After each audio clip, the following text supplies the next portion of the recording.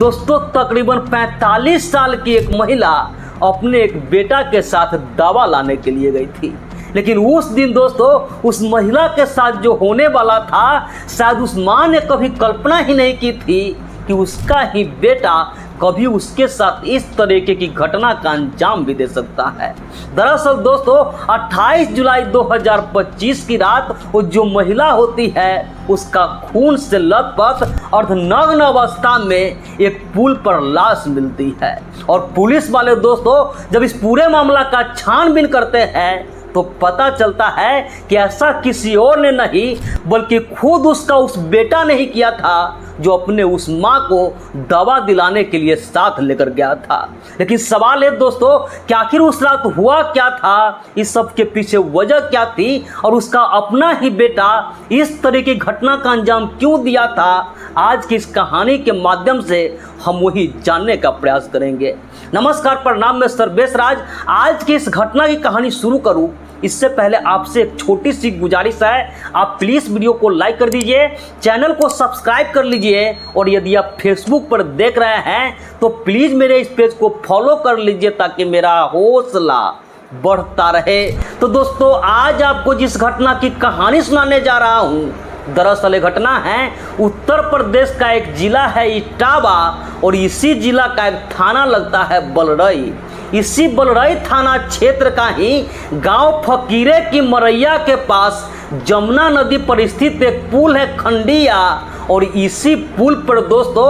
28 जुलाई 2025 के रात तकरीबन 10:30 बजे के आसपास एक राहगीर को उस महिला का लाश दिखाई देता है। दोस्तों जो महिला होती है उसका खून से लथपथ अर्धनग्न अवस्था में उसके शरीर पर दोस्तों बहुत ही कम कपड़ा था। और इस चीज़ को देख करके अब जो राहगीर होता है वो पुलिस वाले को इस घटना की जानकारी देता है। अब जैसे ही पुलिस वाले को इस बात की खबर मिलती है फौरन ही पुलिस वाले दोस्तों वहाँ पे उस पुल के पास पहुँचते हैं और वहाँ पे उसके बॉडी को कब्जे में लेकर के अब आसपास के लोगों से पूछताछ करने लगते हैं, उसके बॉडी का शिनाख्त करवाने लगते हैं कि आखिर ये महिला कौन है। लेकिन दोस्तों उस महिला के बारे में कुछ भी आता पता नहीं चल रहा था। वो महिला दोस्तों गुलाबी रंग की साड़ी पहन रखी थी और उसके साड़ी पे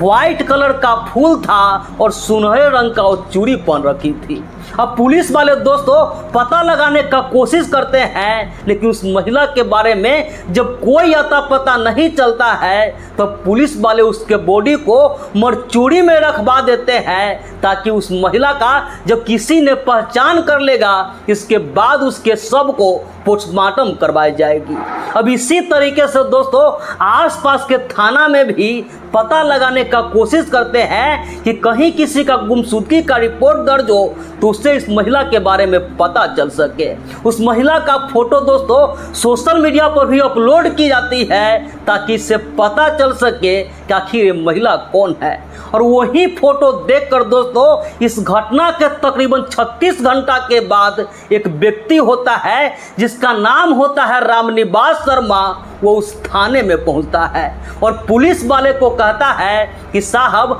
28 जुलाई 2025 के दिन जो मेरी पत्नी थी वो दवा लेने के लिए गई थी लेकिन अचानक वो कहीं गायब हो गई है। हम अपने तरीके से जहां तहां ढूंढने का कोशिश किए, जैसे तैसे पता लगाने का कोशिश किए लेकिन जब कुछ भी पता नहीं चला तो हम थाने में उसके गुमशुदगी का रिपोर्ट दर्ज ही करवाने वाले थे कि मुझे इस घटना के बारे में पता चला और मैं यहाँ पे आ गया। अब वहाँ का जो पुलिस वाले होते हैं वो जो व्यक्ति होता है जो रामनिवास शर्मा होता है उसे मरचोड़ी में लेकर जाते हैं और जो महिला होती है उसके बॉडी को दिखाया जाता है। अब जैसे उस बॉडी को देखता है वो जो व्यक्ति होता है वो फूट फूट कर रोने लगता है, कहता है कि साहब कि यही मेरी पत्नी है। अब दोस्तों जो पुलिस वाले होते हैं उस व्यक्ति से पूछताछ करता है कि आखिर उस दिन क्या हुआ था, आपकी जो बीवी है वो किसके साथ गई थी,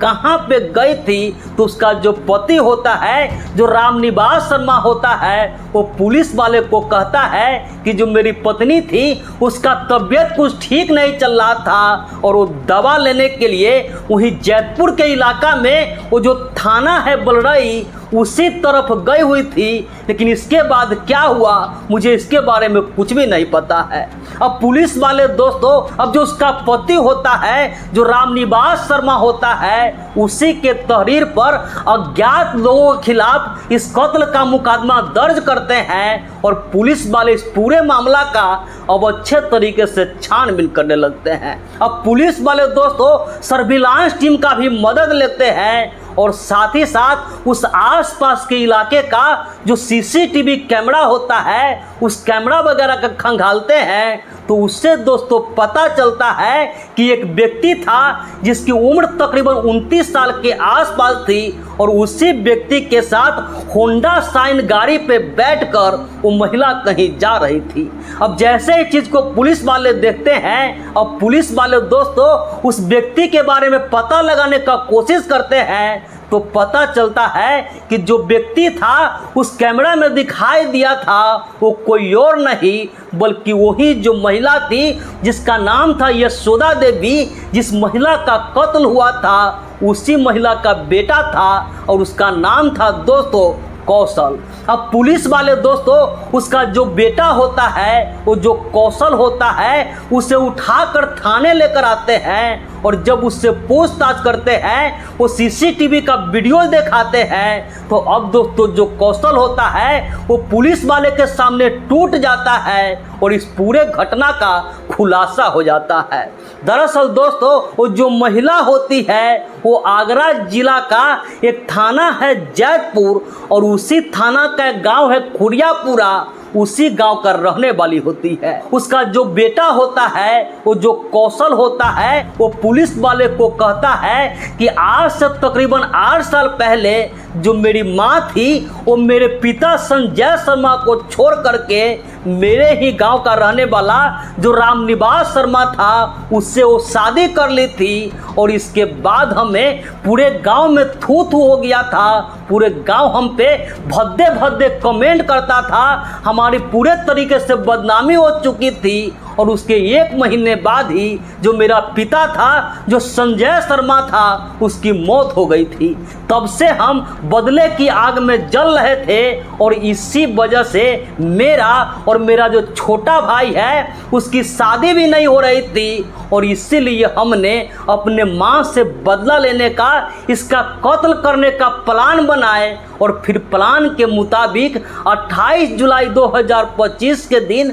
जब उसे ये पता चलता है कि उसकी माँ का तबीयत खराब है तो उससे मौका मिल जाता है अपने माँ को दोस्तों वो दवा दिलाने के बहाना से होंडा शाइन बाइक पर बैठाकर उस गांव से बाहर लेकर जाता है। और उस गांव के बाहर दोस्तों उसका जो दोस्त होता है, जिसमें से एक का नाम रजत होता है और दूसरा का नाम बॉबी होता है, वो स्कॉर्पियो लेकर इंतजार कर रहा था। वहाँ पे दोस्तों ये जो कौशल होता है अपने उस माँ को कहता है कि यहाँ से इटावा काफ़ी दूर है, इसलिए इस कार में बैठ जाओ, यहाँ से कार से चलते हैं। वो जो महिला होती है उस स्कॉर्पियो में बैठ जाती है और इसके बाद दोस्तों जब वहाँ से वापस लौट रही थी तो रास्ते में ही वो जो जगह है, जमुना नदी पर एक पुल बना हुआ है, खंदिया पुल, उसी पुल के पास दोस्तों उसके गला को घोंट देता है और जब बेहोश हो जाती है तो उस पुल के पास दोस्तों उसे गाड़ी से नीचे फेंक देता है और उसी स्कॉर्पियो से